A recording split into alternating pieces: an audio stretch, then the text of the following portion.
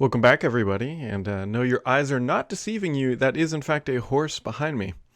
Horse's ass, is it? Or We will what are we will looking at? talk about why this is a horse behind me here in a little bit, but we are Okay.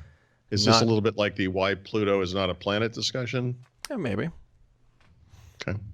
but we are back home from the great, what is that, Northwest that had Yes, beautiful weather. I mean, I know. just Did you come home to rain like I did? well, I came home to rain and a sick wife and kid.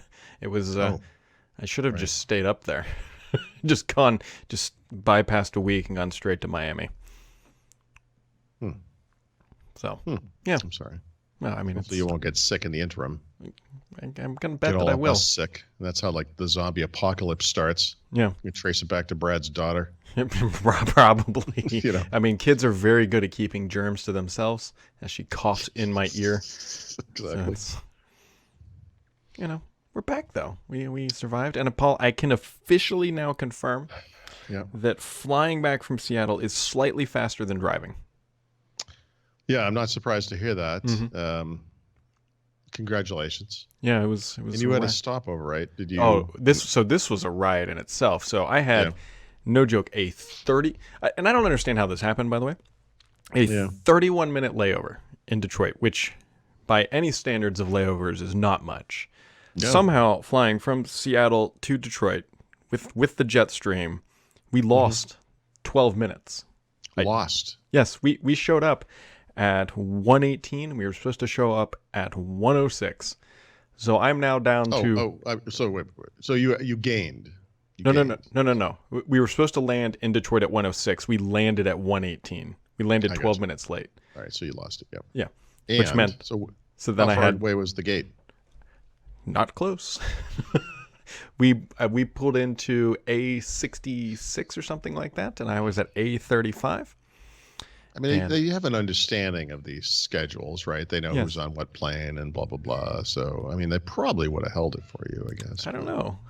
not the way you want to board a plane. No, but I boarded the plane, and as I boarded the plane, they shut the door and said, "Sit down, we're leaving." Yikes! So without a doubt, I was the last one on the plane, and You're like, hey, everybody. yeah, so don't worry, it's just me. Sorry to keep you waiting, but yeah, I got to run through Well, Detroit. Got to kind of just see all the food I wanted to eat go flying by. honestly, that's probably the best way to see Detroit It quickly. probably is. I mean, that it was very efficient, but you know what? We survived, Yeah. made it home, and here we are, back from Build IO and everything else in between. Yep. Yep. Yep. I got home, I guess, 13 hours ago, and in about 30 minutes, I'll be leaving again. Yeah. It was nice to, it's nice to see the place looking like it's holding up. Before I forget, though, if we've got 2 meetups coming up. I'm assuming we'll have a meetup in Miami. I know we definitely will in Washington, but not this coming week, but the following week, Paul and I will be in Miami. If you were in that neck of the woods, please bring us some cocaine and some whatever it is Sure. you do down in Miami. There's a lot of pills down in Miami, a lot of old people. So actually, anything you have would be good. Anything to help just kind of mudge it over. And then following that, we'll be at Shift Happens in June, which you can find a link to that one down below. Yep. And that takes place in Washington, D.C., the nation's capital, which you should not bring your cocaine to.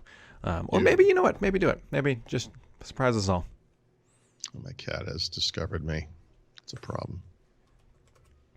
Okay. Yeah. So, yeah, I assume we'll figure out a meetup for Miami. I don't see why Yeah, not. maybe we could even do it on the beach. That would be da-da-da-dun-dun-da. And then we'll all be having girly drinks with little umbrellas and whatnot. Yeah, which for people who are curious, that we did film behind the scenes stuff. I Yeah. think we're going to combine it with Miami because we kind of played, I don't want to give it away, but we kind of, we worked worked a in the segue Miami into it. trip into it. And so I've got to get it all off the camera, but suffice to say, there was some shenanigans to be had, as always. I'm actually pretty happy with the way it came up because, honestly, going into this, we didn't really have any ideas. And, I mean, we could have gone on the Ferris wheel again. Yeah. Whatever. We could have, I guess we could go to the top of Space Needle or go on a boat or something. But I think what we did was, I think it will be enjoyable to people. Yeah, and it cost me some money. So, just a very little amount of money, but yes, it did go. but speaking of which, hot off the press, breaking news: build 18895 for 20H1 has been released. Oh no. And there is nothing. Oh, there is one change or improvement. Your phone app now works again. Oh. Nothing like upgrading an operating system so one app will work. Yeah, and there's also a bunch of additions that won't be available. Mostly Home or Home 64 or Professional 64 in certain languages. Wow. Will not be fighting. Yep. I'll look at that eventually. You're not missing much, but I do appreciate the tip from Mr. Kevin H in the chat room who made that one possible. So let's talk about build hangover here, Paul. Yeah. There were two things, at least I don't remember really explicitly being mentioned. Okay. One being Windows. Okay, so I see. Right. Yep. Fair enough. And then the other one being just kind of this thing called jUWP. That was...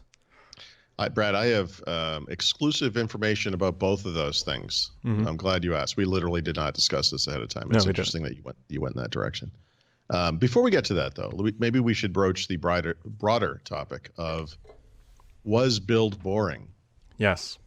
Good question. And I mean, I wrote an article defending it. It's a developer show. I've often said, Microsoft does a terrific job of allowing developers in its stack to move forward to new platforms, and there's always those gateways, and I that's something I stand by. But it was very striking to me how many people said this to me, and people of all stripes. We had that conversation with Pat and other conversations. But I will, after all that, I've spoken to a couple of people from Microsoft, and I heard that internally they were really struggling to get content for the show, and there was a call for anything, and that one of the results of that was this fluid framework, which actually I guess we could consider this a third scoop of sorts. Really only, it's awful now. I'm just saying this sounds terrible, but in its current form, it's really just a real-time collaboration solution. It has nothing to do with compound apps or anything like that. Instead, that is the dream. Like they have ideas for the future of that platform. They do include this kind of Ole style compound app thing. And to be clear, you're not referring to the chips. No, I'm not. Although it was just Cinco de Mayo. No, like the old object linking and embedding stuff from the Windows 3X 95 days. And so I think that announcement came out of a desire to have something kind of cool, and it's just not there yet. So whatever we see of Fluid over the next year, it's going to be the real-time collaboration stuff, which by itself is not a great story, because I talked to those guys about this on the record, and they were like, look, there's a latency at which all of a sudden real-time collaboration becomes amazing, and that's what they've achieved, and it's supposed to be amazing. And if you're into real-time collaboration, I mean, obviously it scales up to more and more people, but also it's really about the speed of it, and it's cool. It's a cool story. I mean, I'm not trying to discount it, but the big thing, like I wrote an editorial about, like, the world after apps, or whatever I called it, or our apps going away, or whatever the heck it was called. Right now is frankly kind of a fantasy. It doesn't. That's not going to be in the Fluid framework when they ship it. So there's one. So that's kind of interesting. But what's your take on the whole build boring thing? It was a middle of the road show, right? We know going into these things, they're not trying to compete with what Google and Apple typically do at development, quote unquote development shows, because they're targeting two different people. They used to a little bit. I think this plays into the community disappointment that it was a straight up tech talk, and I think a lot of people were turned off by it. Yeah. And so from that aspect, it was kind of like, okay, they announced a bunch of things that people will probably use, but they're not like, they didn't announce Mount Everest by any means. They didn't go above and beyond kind of anything crazy or aspirational, which you typically kind of see from Microsoft on occasion. It's something you might see in a Vision keynote, for example. Yes. I think that Microsoft could have made an excellent case to have talked about LightOS, which is I do agree. Not apparently working in any meaningful way right now, but that's what the Vision keynote is. It's like, folks, we're going to talk about the future of Windows. How exciting would this be? Yeah. And we have the Windows we have today. That's always going to be a thing. That's all the legacy apps are always going to run on that. But we're always looking for something more modern, more mobile, lighter, more secure, et cetera, et cetera. And we're working toward that. And this is our vision for it. And the reason we want to talk about it today is not because we're going to ship something this year based on it or whatever, but because we want to start that feedback cycle with the community. And I think that would have really resonated with people, because all of the stuff that people are working on today as developers is still relevant in this new world that's coming. Yep. It's not a hard stop. And I really feel like they missed an opportunity to be exciting. Oh, yeah. You know? I fully agree, because I still contend that was supposed to be part of this, is that Microsoft wanted to show off where they were as a company going. And they kind of did that. They did that with Office a little bit. We saw some Azure-related stuff. But then Windows is just... I know, gaping hole. They can't pretend that having 1 billion users on the platform just isn't a big deal. And regardless if Windows has a 500-year or a 5-year future, the fact that they're, by the end of this year, roughly, they will have 1 billion people using that platform, and that they're just like, it's not important for the developers to know about. Like, that to me is just, it's a slap in the face almost to everybody who works so hard to make Windows 10 so good. Yeah, I know. Yeah, I mean, look, we kind of knew going into this that as Windows enthusiasts, probably going to be disappointed by the show, right? I mean, it's, we kind of understood that. But the problem is if you know a little bit about what's coming, you can kind of see the opportunity there. And Build is the ideal place and time to have that discussion, because it's developers that need to know about it first. Yep. And, listen, unlike, say, what happened with Windows 8 and that nightmare, they could get some feedback now that maybe would change the direction here and there a little bit and make it a better product. They say that all the time. We listen to your feedback. Let's build an OS together. Sure. So I don't know if you caught this. Someone from Google went on the record about Fuchsia this week, and it was not. It was in the context of an interview, obviously around I/O, but it wasn't like up on an I/O stage. But kind of came out and said, look, this is what we're trying to do. This is why we're doing it. It's the future of operating systems, blah, blah, blah, whatever. I'll try to link to this at some point. I caught it, in the middle of traveling and everything. But this is exactly the kind of conversation that Microsoft used to have, And Microsoft used to be the company we turned to when we wanted to hear about this kind of thing. And it still is, as far as I'm concerned, especially on the desktop. And I just wish they had done that. I feel this is a horrible missed opportunity. Yeah, what's going to be really awkward too is, let's say they do talk about Light, and let's just say it's August, and then they ship something later in the year or whatever it is. Google at their thing talked about Assistant, which isn't going to ship until the end of the year anyways. So it's not like it's unprecedented to talk about things that are upcoming at your development show. It should be the future. It's and by the way, again, not to harp on this too much, but I mean, literally the Satya Nadella thing is called a vision keynote. Yeah. It's a vision. It's not supposed to be. Well, Paul, they did show off a vision for May 17th with Minecraft. Well, they also showed a vision of what HoloLens 2 could be like if it just worked. Oh, well, that one's rough. So there was a Variety story by the web. I actually feel really bad for these guys after having read this. You should try to find it. It's on Variety. That's the website. Yeah. They knew going up on stage it wasn't going to work. They couldn't get it to work like 20 minutes before the event. And no, I know that. And by the way, it had failed in different ways the night before and that morning. But here's the thing. You have a standby set of HoloLens 2s on hand. Yep. And you have that video there. We know they have now because they've showed it. So when it doesn't work, you can say, it's a developer show. People have understood. Look, we wanted to do a live demo. It's super early. It's just not ready. But we did make a video of one take where it worked, and we want you to see what it's like. And that would have been fine. Yep. Yeah. I mean, backup plans are typically a good thing. I mean, look, those two guys were terrible, and that's on them. But you know what? It's on Microsoft that they didn't have a backup. And Variety revealed that it didn't work in the warm-up. Well, what was the backup plan? That's on Microsoft. That's too bad. It is. And then the other major kind of island, not XAML islands, but islands at Microsoft's major premier development show was jUWP. and they kind Oh of yeah. sort of talked about it, but kind of sort of didn't. And then when they Yep. talked about it, they really just said, "Hey, every app's a UWP app. It doesn't matter if it's Win32 anymore." So, in my way of speaking plainly, I've obviously run afoul of certain members of the UWP developer community. I believe there are 7 of them. No, I'm just kidding. There aren't that many, though. There really aren't. And you know, the thing that bugs me is I tried to be, I don't know if political is the right word. I tried to be, I'm getting accused of like clickbait headlines and clickbait articles and stuff like this. The thing that these people don't understand is I obviously know something they don't. And you can read between the lines of what Microsoft has said. I guess let's just discuss that first.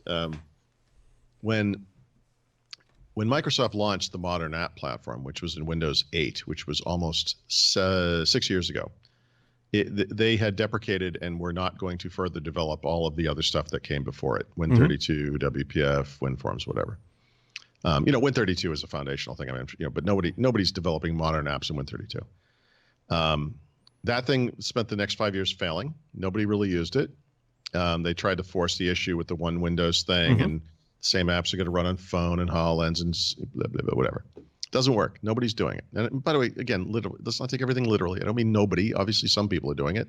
Most people are not. It has not reignited a Windows app explosion of any kind.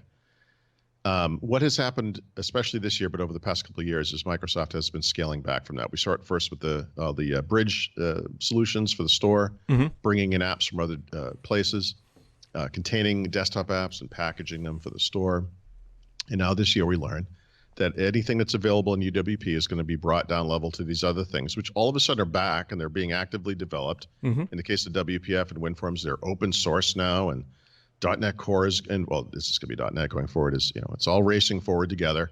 Everything that was dead before is back because UWP failed. And that's just facts. But if you, I guess there are 2 ways to look at it. Again, beyond what I know to be true, but based on what they've said. When you have been pushing an app platform that has been unsuccessful for 5 or 6 years, and you start porting that stuff back to those things that were going to be dead, but now we're not, I don't understand how anyone could look at that and say, see, that means UWP is fine. Well, Paul, it's fine because this is a horse. Okay, very right? good. This is a horse. Okay, we'll get to that, but hold on one second. So, look, like I said, I have my kind of Boston-bred speak plainly thing doesn't fly in some places, and they, a lot of people, if they're more passive aggressive or if they have an agenda because they are a UWP developer, they try to see the world in their own way. And I don't have an agenda here. I don't have a stake in this. I don't actually care what wins or whatever. All I can do is tell you what's happening. So I kind of resent some of that feedback that I got, especially on Twitter, but I'll just say it now because, I tried to be nice about it. I never really came out and said that UWP was dead, like literally dead. What I was really kind of trying to say was that it's just never been successful, and now it never will be because everything that was in UWP will be going to the things that are successful. Right. But since you forced my hand, I will now tell you the truth, which is that UWP is dead, period, literally. It's been killed. It is dead. So congratulations, everybody. I tried to sugarcoat it, but sorry, it's dead. Now, real quick, just the Windows Store thing. Windows Store is not dead. Right. I raised the issue with one of the other things that's happening that's related to this is Microsoft is going to allow Windows app developers, and it's like Windows capital A, app capital A, the new term for this app platform, which is now a much bigger thing, to be distributed outside of the store, right? Not just inside the store. Now that means that the store is deprecated is the wrong word, but de-emphasized because they understand that not a lot of people are using the store. It's just a reality. So all of these packaged apps will be available outside of the store. That's also another part of the plan. I simply asked the question, what does this mean for the Windows Store? With the Windows Store, like UWP has never really taken off in a meaningful way, even with all of the changes they've made. They've taken content out of the store. The ebook stuff is gone. I don't know why the extensions would be in there, but I assume that's going to leave. Music is gone. And it's kind of a weird collection of like, here's like a front end to the Surface website for some reason. it's just kind of a garbagey location. But the Microsoft Store is not dead. Mm-hmm. But UWP, oh yeah, literally dead. Literally dead. This reminds me of a lot of the conversations we had about Windows Phone. It's not dead. Yes. It's not dead. It's not dead. Sure. It's still getting patches. It's still getting. You know what? Actually, that's maybe more accurate than most people would appreciate, because when Microsoft made that first announcement about how they were winding it down and there were going to be 2 years there and everything, everyone insisted Windows Phone was not dead. And then over the next 2 years, it's like, they would cut back support, they would cut back things, they would stop apps and stuff, and every time it's like, oh, it's not dead, it's not dead, And then eventually it's like Microsoft literally comes out and says, would you please use an iPhone or an Android phone? Like, guys, it's dead. It's not hyperbole. It's not a clickbait anything. It's just dead. And then we go to the show, and of course we see a couple of people with Windows phones because, they're making some kind of a point, which I don't think is the point they're trying to make, but they are making a point. Yeah, I think that one of two things is going to happen to the phrase UWP. We've already started to see which I think is the route it's going to go. It's just going to expand to be so wide that it's really everything. I tried to find actually a picture of a donkey moving goalposts, but I couldn't. Nice. Because that would have been, I didn't have the time. Or it will eventually go away, but it's just going to be a very, very long, drawn-out process. I was told it was killed. Well, I'm not saying it's not dead. I mean, if nobody's actively developing they literally killed it. They're literally not going to actively develop it. That is happening. So the first thing is you have to transition all of the stuff that's available there to the other platforms. Then you stop. Right. That's what I mean. Yeah. Like, once all the features are available to everybody, then they're going to cut off this. Yeah, they're going to. What I do wonder with the store is if they could keep the store alive. Obviously, they can put PWAs or do whatever, that kind of stuff, and they could keep their old UWPs potentially. But things that are in the store could potentially be containerized in the Win32 virtualization process that we know they're working on.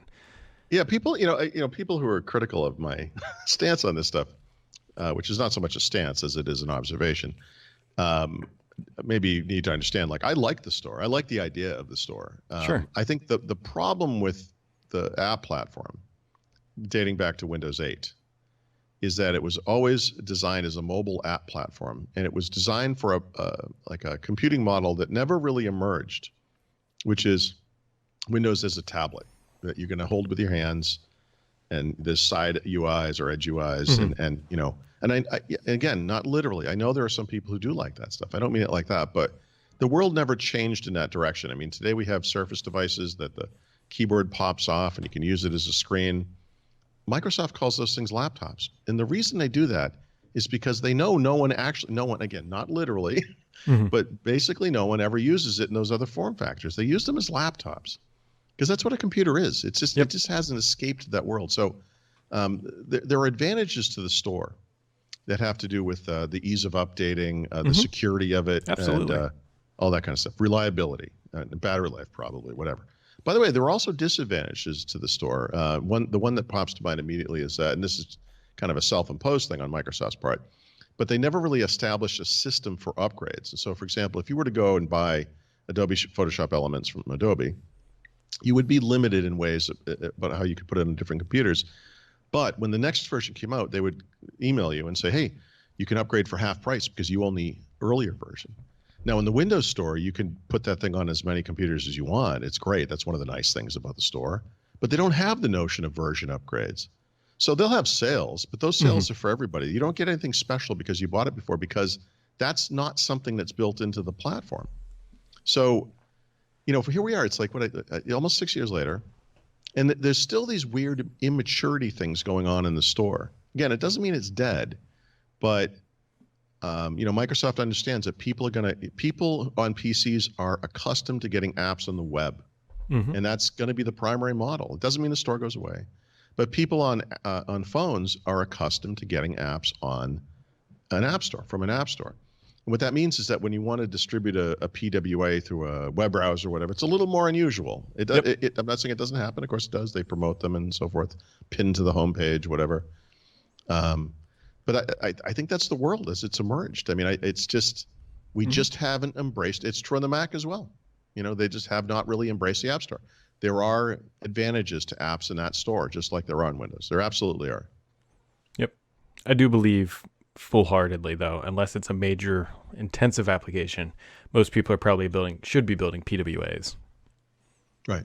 And actually, increasingly, they can be major intensive applications too. But I agree with that. But you know what? The thing is, we get locked into this. Paul, do you get this? Do you get mail delivered to you personally by a 5-year-old? Not usually during a live podcast. Yeah. Did you win the Publishing Clearinghouse sweepstakes? No, this is for my Nissan Pathfinder. It says, hey, did you know that you can buy insurance through Nissan? Yikes. And considering this car is... You didn't get it. My wife used to get mail from Volkswagen that said, hey, people are looking to buy a used, and then it was like printed differently, her car. Mm-hmm. You should come on in. We'll give you top dollar on a trade-in. Oh, sorry. It's not even from Nissan. What the hell is this? This is from Liberty Mutual Insurance. Drivers who switch saved on average $782. Here's a tip, guys. I don't even think I pay $782 for my insurance on that vehicle. Right. Because tip one, make sure my insurance is more expensive than yours before you send me the mail. Well, we pay about $1,100, I think, for full insurance on both vehicles. Wait until your child is old enough to drive. Well, I'm hoping that these self-driving cars are coming.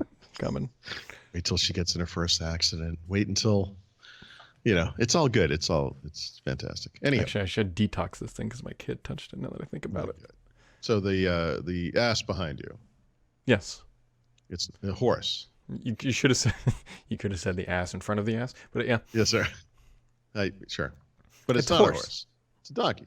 It's a horse. Well, it started out as a donkey, and then definitions changed, and now it's a horse. Semantics. What is a donkey? It's just a horse. Or what's an app? Everything. Yeah. I mean, look, you could talk about things like vinyl records, right? They had a little comeback recently, but are vinyl records like a thing in the context of how people acquire new music or any music, whatever, compared to CDs and on physical and then digital formats? The answer is no. Is vinyl dead? Yeah. I mean, yeah, and not literally, mm-hmm. But in the case of jUWP, I have heard that was killed. Yeah. I'll tell you what would be an interesting strategy, and I don't know if Microsoft would ever do this. If they could make, and this would have to be available on the web as well, but like the ultimate collection of all the PWAs on the earth, so that way you could always go to Microsoft.com/PWA and just find them all. Okay. Because then it doesn't matter what OS you're on. Yeah, they're going to do something a little bit like that. There's a PW Builder app that they have. They're going to have a showcase in there. And they hope to showcase both AAA and community-driven services that did that. One of the things those guys talked about was Pinterest and also Tinder, and these were two services that were never going to make a Windows app. But because they made a PWA, it was frictionless to go into the store, and so they just did it because it didn't cost them anything. And then there's another example of this kind of thing is Hulu, which did have a Windows app, it was probably a Windows 8 app. And but of course they have to maintain like a different app for all the platforms they support. So you could imagine they have one for Mac, one for Windows, they have Android and iOS, Apple TV, and the various set-top boxes. It gets to be kind of complicated. So they went PWA as well. And I don't know that they've changed that on mobile, but they can and probably will. And now they used to have a jUWP app. Now they have a PWA app because now they could just make one app, instead of like 13 apps. It just makes sense. Yeah. Yep. The other cool thing that's happening, which I don't even know if I'm going to do this anymore, but I believe starting next week, you can now use the Google Assistant on Sonos, which will be finally available. So I might actually get a Sonos just to try this. You've had some, but you do not but have I have the old ones. I have the Sonos colon one or whatever the old one. You know what I mean, like to differentiate it. Yes, I know. Yeah. So those are never going to support any assistant, but I'm going to look into this. Yeah. The new ones, this will be I don't know if I'm going to do it or not because again, 99.9% of the things we ask are one, play music, whatever it works. That works just fine. The other one's the traffic, which that is fine. Sure. And then the other one is my kid just asking random like Wikipedia facts, and that's like we don't have conversations with our speakers. Like I don't get bored and say, "Oh, hey, how's your day?" like type stuff. Yeah. No, neither do we. So stop bringing common sense to this argument and shut up. The only logical reason why I would do it, and again, this isn't really all that logical, is that if I did switch it over to Google, then I could delete all the Amazon stuff from my life effectively and not have to use their service at all. Between that and Siri, I would have enough coverage across everything. I don't know. Amazon plus Siri versus Google plus Siri. I don't know. What's the difference? They're all just capturing my life. Yep. Yeah, who do you trust less? All of the above. Actually, probably least likely is my kid because she stole some of my candy while I was gone. So that's also been an issue. You can't be gone that long, Brad. That's what happens. That was a long trip. I mean, for us typically. So. Yep. Anywho, you got anything else for today, Mr. Paul? I know you're about to go on the road again. Yeah. Just one more thing real quickly with regards to Windows. There was a big reorg yesterday or today? Yesterday. Or today. Yesterday. And I have the details of that, and I am probably going to write something about it. It's kind of interesting because it explains how the user experience side of Windows, which is a team called Epic, all caps, it stands for something. I have to look it up, but which is run by Joe Belfiore, is separated from the engineering side, which is, of course, the Azure stuff that's under Jason Zander. It kind of explains what they're trying to do there. And, of course, there are still people in Microsoft who believe that there are these exciting end user things they can do in Windows that will make it really cool to people, like the collections thing in the Edge or whatever. I actually think that's kind of a waste of time, but it's happening. So whatever. In this internal documentation, they mentioned that, I don't know why they didn't say this publicly this week at Build, but they actually had a new number for Windows 10 PC active devices or whatever, which is 825 million. Interesting. What's also interesting too, you definitely need to write that up, because there was, I don't know where this came from. Somebody posted a picture on Twitter of, I think, a slide from one of the sessions at Build that said 900 million. And then somebody else, it might have been Tom or somebody else, said, hey, PR says that's wrong. Right. So your number obviously seems more accurate and more right. 900 seems like a Terry number. Well, let me qualify that. He would say email. almost So 900 million. To be clear, the thing I saw was an internal email, Yeah. only to Microsoft people, that uses that number. I mean, there's no way that it's higher than that. I mean, when are you going to write this up? Because I'm curious to read this now. yeah, the problem is I'm going to get in a car and drive to Rochester, so it might be tonight, it might be tomorrow morning, but soon. So. Why don't you have a self-drive? You have make your daughter drive. She's already proven that she knows how. I can't write in the car. Like, do you ever do that? Yeah. It's terrible. It is terrible, but now I'm curious. And the people want to know. Those are the most important things. I mean, as far as like the structure of this stuff, I mean, it's whatever it is, but I don't know. They seem kind of directionless to me right now, frankly. I will agree with that, especially because because they told us nothing about the next version of Windows. They told us nothing basically beyond what was the last thing we heard about Windows was really back in January, maybe, that, hey, we're going to deliver this thing in May, and that's it.